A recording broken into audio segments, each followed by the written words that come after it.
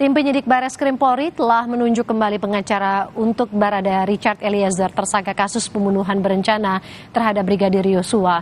Penunjukan pengacara baru dilakukan karena dua pengacara Barada Eliezer, Deolipa Yumara dan Burhanuddin telah dicabut kuasanya.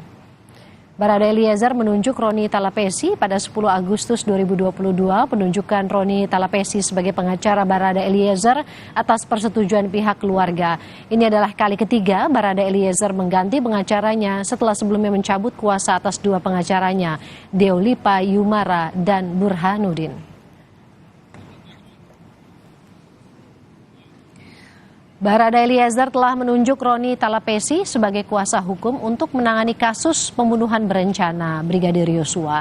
Dalam wawancara di program Kompas Petang, Roni Talapesi mengaku diminta oleh keluarga Eliezer untuk menjadi kuasa hukum. Nah, bahwa itu kan adalah keputusan dari yang bersangkutan. Jadi bukan adanya desakan itu, ya Bang Roni? Tidak ada desakan.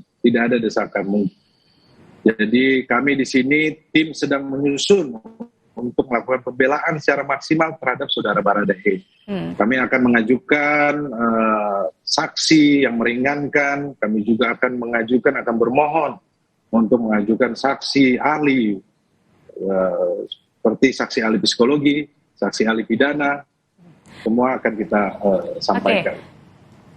Barada Eliezer telah menunjuk Roni Talapesi sebagai kuasa hukum untuk menangani kasus pembunuhan berencana Brigadir Yosua.